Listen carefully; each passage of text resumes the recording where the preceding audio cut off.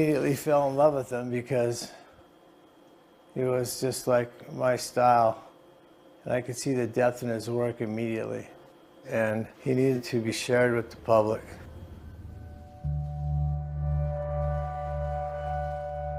The version of Randy you're seeing is more sedate than the affable, chatty salesman I first met. In late 2017, he started to lose a multi-year battle with cancer, and painkillers made it tough to get around and think straight. Go ahead. Sure. A few months ago, his cancer came back, and as you'll see, he's not at his best. He's not the same guy that he used to be, and it's a difficult part of the story. His whole mission has been to make this Weygers man as famous as he can be, and Randy might not get to see the end of that story. This is his drawings, blueprints.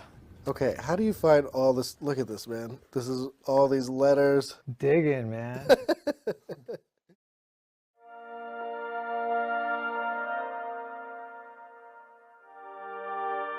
During his hunt into Weygers' life, Randy discovered something extraordinary. Hand-drawn designs for an exotic aircraft dating back to the 1920s. Alex appeared to have invented the very first flying saucer. That was an amazing find in itself.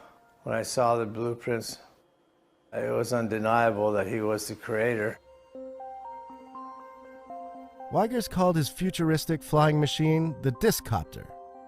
Designed to take off vertically and float on a cushion of air, it was a unique concept, and one he thought cities of the future would make full use of. Weygers patented the Discopter in 1944, and then tried to sell it. He starts sending all of these letters to all kinds of companies, telling them about his invention.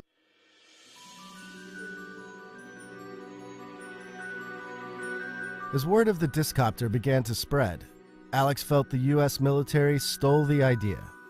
It was an accusation they denied. But for Weygers, evidence of the theft was there for all to see, as images of his flying saucer seeped into popular culture, influencing everything from architecture to cars and movies. A two-seater, ready soon, may be the car or chopper of the future. There's this whole flurry of stories. Weygers, first with saucer. Dutchman says he designed flying saucer 23 years ago. The man who invented the flying disc. He didn't really seem to be after compensation as much as recognition that he'd done something important and wanted a bit of credit for it.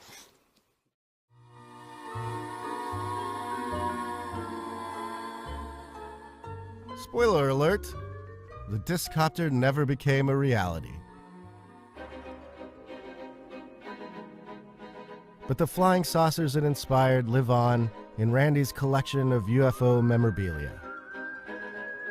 This is the room that I think of as the ultimate Randy room. This is the tribute to the Discopter. You've got books, you've got toys, everything you could ever imagine about UFOs. To me, this room has always represented the heart of who Randy is. He's this guy with a passion that I think we would all envy and hope to have for something, but also that bit of his character where he can go too far and gets obsessed to the point where some people, I think, would think he's a little nuts. How has your family and friends reacted to this over years as you've gotten deeper into it? Do they think you're a crazed man or... How crazy you are, I think, depends on how much money you spend on your project.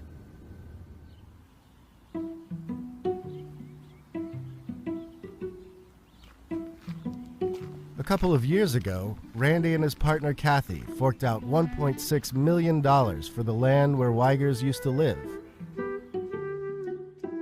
While the original house is gone, Randy's been busy, turning his new home into a temple to all things Weygers.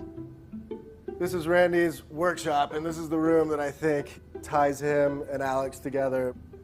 There's a mix of Randy and Alex's tools and the molds of Weygers sculptures all lined across the room. Outside, work has started on rebuilding Weygers' artist studio and blacksmith shop. And there are plans for a brand new Weygers museum and a UFO fire pit is also in the works. It'll be shaped like a discopter. And when you're actually burning a fire, it would be obvious from 100 feet in the air that there's a flying saucer on this property. You might think Randy has more money than sense. And let's face it, he hasn't managed to make Alexander Weygers and the Discopter household names. At least not yet.